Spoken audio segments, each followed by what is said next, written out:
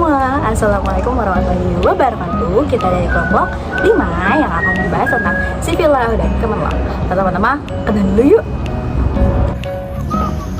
Halo guys, perkenalkan nama aku Linta Safana dengan NIM 2308010844. Halo, perkenalkan nama aku Tiara Fidayanti Nuramarina dengan NIM 2308010845.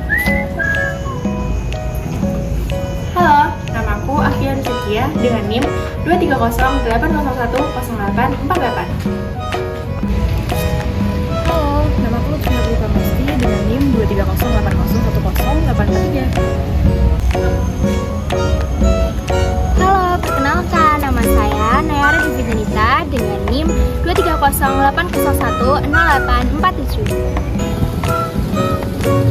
Halo semuanya, perkenalkan nama aku Alia Dwi Ananta dengan NIM 23080100841.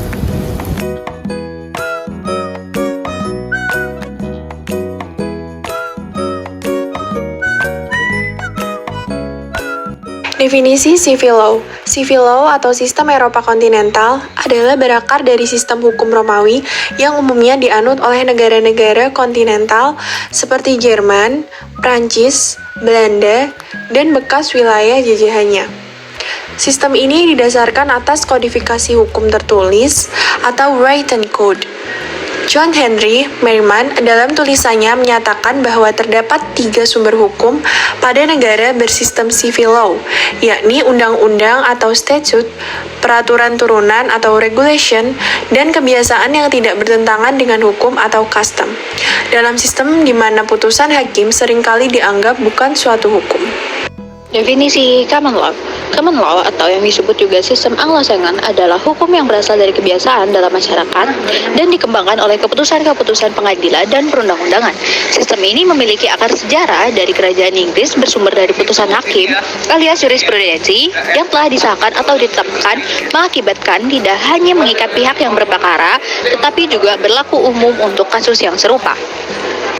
Karakteristik civil law dan common law. Karakteristik civil law, yang pertama adanya sistem kodifikasi, yang kedua hakim tidak terikat dengan presiden atau doktrin stare decisis sehingga undang-undang menjadi rujukan hukumnya yang utama. Yang ketiga, sistem peradilannya bersifat inkuisitorial. Selanjutnya, karakteristik common law, yaitu jurisprudensi sebagai sumber hukum utama. Yang kedua, dianutnya doktrin stare decisis atau sistem presiden. Yang ketiga, adversary system dalam proses peradilan. Perbedaan dari sistem hukum civil law dan common law. Perbedaan mendasar antara kedua sistem hukum tersebut dapat dilihat dalam sistem hukum civil law mengambil bentuk tertulis yang dikodifikasikan dalam perundang-undangan.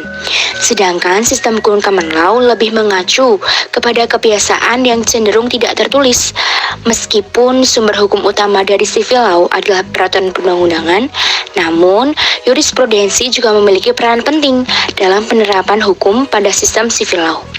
Berbeda dengan sistem hukum common law, yang sumber hukum utamanya adalah jurisprudensi, di mana masalah-masalah hukum diselesaikan secara kasus dan hasilnya tercermin dalam putusan-putusan hakim. Berikut adalah negara-negara di ASEAN dengan sistem hukumnya. Yang pertama, civil law.